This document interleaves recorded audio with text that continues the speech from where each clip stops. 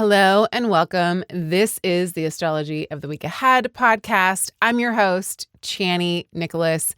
This week's episode, we're talking about the astrology of the week of July 8th. And I gotta say, this week has a lot of relationship stuff in it. It's like ending with a little bit of a bang, I would say. But it's not like massive life-defining astrology or even defining for 2024 or even this season.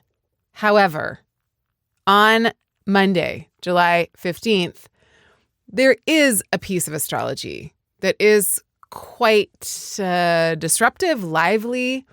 It's a little bit of a red flag. I'm lying. It's a red flag piece of astrology. So I just want to say that we're going to be feeling that now. It's like feeling the ripples of something coming. It's feeling the disturbance of something coming. There's something on its way. And I don't mean that that's going to be bad for you individually. I don't mean it's even going to be bad. It's just loud. And I don't know what way it's going to be loud. It's going to be disruptive. I don't know what it's going to disrupt. There's a lot that needs to be disrupted in our world right now. So this could be some signature. This could be a moment of time that has a quality within it that is really good for disrupting something that isn't really good. So I want us to think about it in a stretchy kind of way. I don't want us to be so focused on what we fear.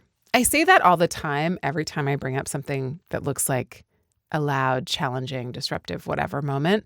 But I think it's worth saying because what gets attention in the algorithms that we're all very connected to is anything that is controversial and also anything that's upsetting. And when there's a signature, astrologically speaking, of something that does look upsetting, then there's ways in which we might take that and run with it. But I want us to think about what it is that's good to upset. It's good to flip a table if everything that's happening at that table is about injustice and is about harm and is about everything that we know needs to change. So on July 15th, I'm way ahead now. I haven't even talked about the astrology of this week, but just bear this in mind because I want it to be the backdrop of everything right now. On July 15th, Mars, the planet of aggression and sometimes war, and also of courage and valor and energy and, breaking through whatever barrier it comes up against, that planet is making a conjunction. So it's sitting in the same spot as the planet Uranus. And Uranus is a planet of change. It's a planet of surprises. It's the planet of things being unconventional, out of the blue, and there can be a feeling of like an earthquake or a disruption. Uranus and Mars, I would say, but depending on the sign, Uranus is very loud.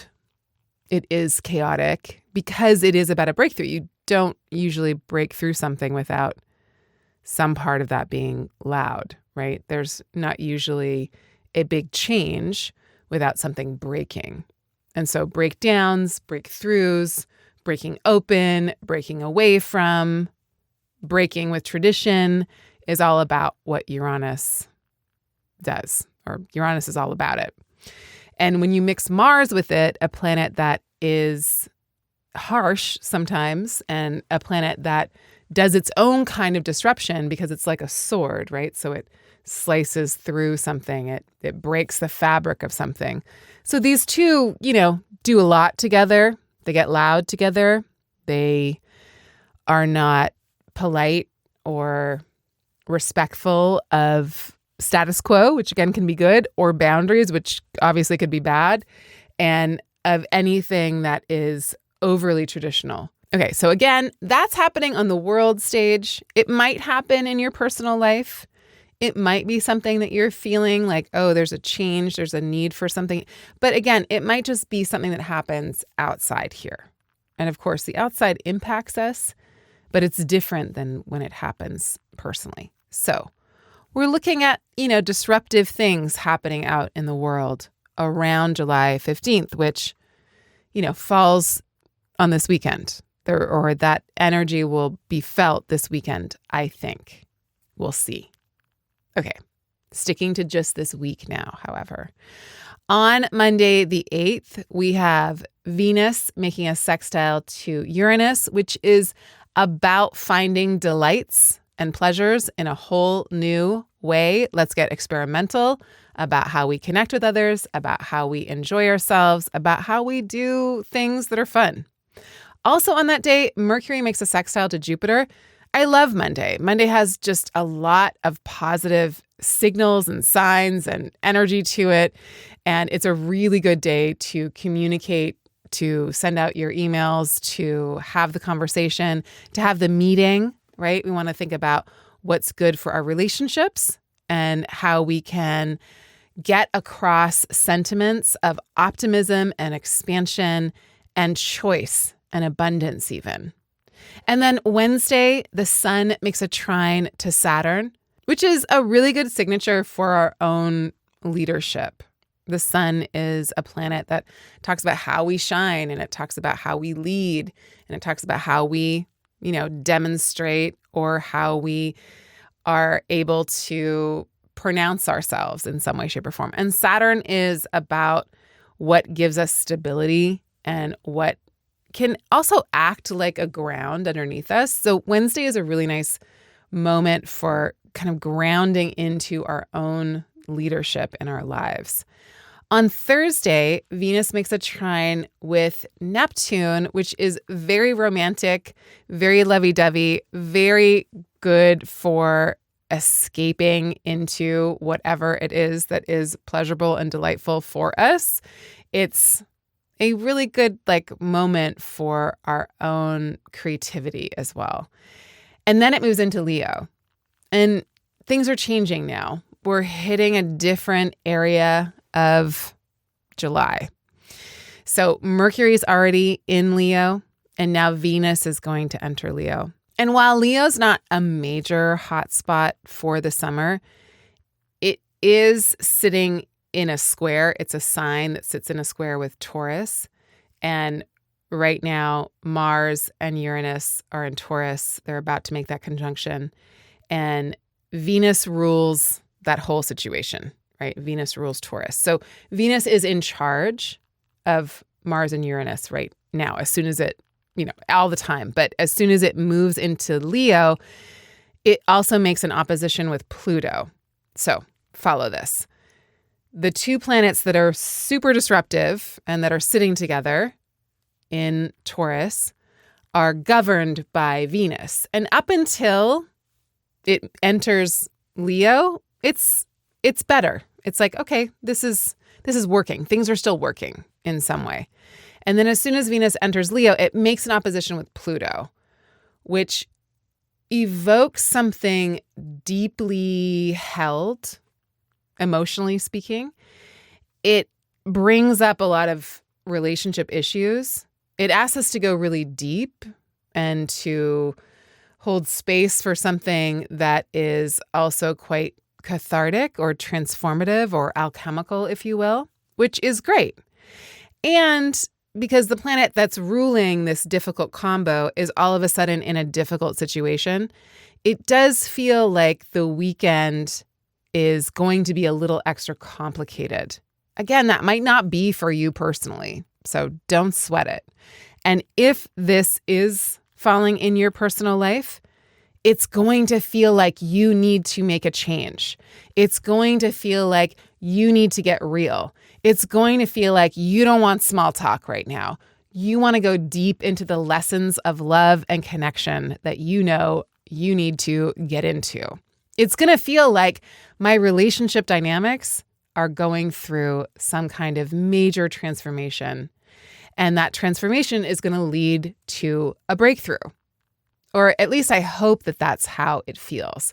And if stuff feels like it's breaking or falling apart or kind of molting in a way, like there's something happening that you're like, what is going on with everyone or with this situation in my life? Know that we're in a bumpy corner, right? And we're going to feel it all week, but especially, I think, as soon as Thursday, as soon as Venus moves in to Leo. And the thing about Venus in Leo is that anything in Leo is going to be really performative. It's going to be obvious. It's going to be dramatique. And so Venus is about matters of the heart and about justice and about beauty. And so all of those things get louder when Venus is in Leo. And as it makes an opposition to Pluto, it's not going to do it quietly. So it's not going to go into the underworld and do this subterranean digging up how I really feel about the situation quietly. It's going to be obvious in our life. And when things are obvious in our life, we get to make choices about it. When things are not obvious, when they're hidden from view, when we aren't sure about them, it's harder to know what to do. So the loudness of both Venus and Leo and the loudness of Mars and Uranus hanging out together and Venus and Leo ruling the Mars and Uranus means that we're going to get the info.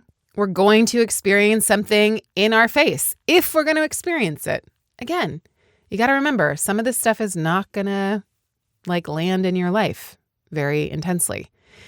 If you're Taurus rising or Leo rising or Scorpio rising or Aquarius rising, you're more than likely to feel it a little bit more because the fixed signs, the signs I just mentioned, these situations are going to be happening in what we call angular houses in your chart.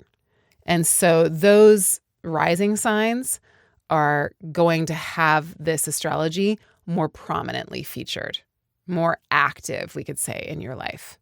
So those rising signs might notice it. They might notice this desire for change. They might notice a desire for a deepening in the relationship or something that gets revealed within relationship dynamics that is very, very important. I do think that a Venus opposing Pluto has the power to show you what you've refused to see about a relationship thus far. It's a peeling back of a layer. And, Venus goes through this really lovey-dovey romantic thing as it trines Neptune on Thursday. And then all of a sudden, everything changes and it's opposing Pluto.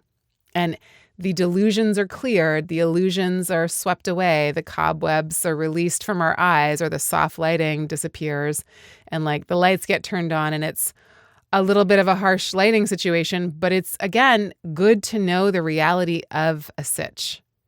So this could be in any area of your life. It doesn't mean that it's about even another person. Go listen to your reading in the Chani app. We go into great detail about it. And also, I want you to know, Monday, Tuesday, Wednesday, some of Thursday, really lovely little pockets of astrology to work with. Very helpful, very bountiful even, and quite stabilizing, which we need because whatever's going to happen over the course of this weekend and into next Monday, Tuesday, and into the rest of next week is important. Mars making a conjunction with Uranus, it happens every couple years-ish. And it's not decade-defining astrology. But when it happens within a year, you want to circle it. We circle it on the calendar. We're like, okay, that's a thing to look out for. And again, it's not always just on that day, or it's not only on that day, or it's not only just that day. It's what happens before it and after it as well. So this is just that little corner of July that you're like, okay, let's plan for the unexpected. And also let's plan to make our own breakthroughs happen. I do think that this might comment on divestment in some way, shape, or form because it's happening in Taurus. So I'll also be looking to the world stage about, issues with the economy, money, but how we're invested, who we're invested in, and movements for divesting. Thank you so much for taking the time to leave reviews in the App Store for our app. It makes a massive difference for us, both personally and in terms of spreading the word about the app. I don't know about you, but I read reviews all the time, so they make a difference for me as a person, and I know that they make a difference for us as a company. So thank you, thank you, thank you. I wanted to leave you with this one called Meaningful. I'm so appreciative of the knowledge and wisdom shared in this app. It's become my quiet morning ritual with coffee, a personal roadmap to understanding some of the biggest mysteries of my life through the fascinating lens of astrology. The language and writing is beautiful and eloquent, and the artwork is a treat. The creativity and the care that flow out from this app make me feel special and supported. And I love the notifications. They give me a chance to take a pause and reflect about what's happening in the sky and the meaning. Thank you. All right, chill. Come back next week and we'll talk more about it. But there's also a full moon next week. So the Mars-Uranus conjunction happens on Monday. And then we've got a full moon in Capricorn on Sunday. And it's the second full moon that's happening in Capricorn in a row. And it's also conjunct Pluto. So these themes of change and alchemy run pretty deep this week and next. I'm sending you lots of love, many, many, many blessings. Bye for now.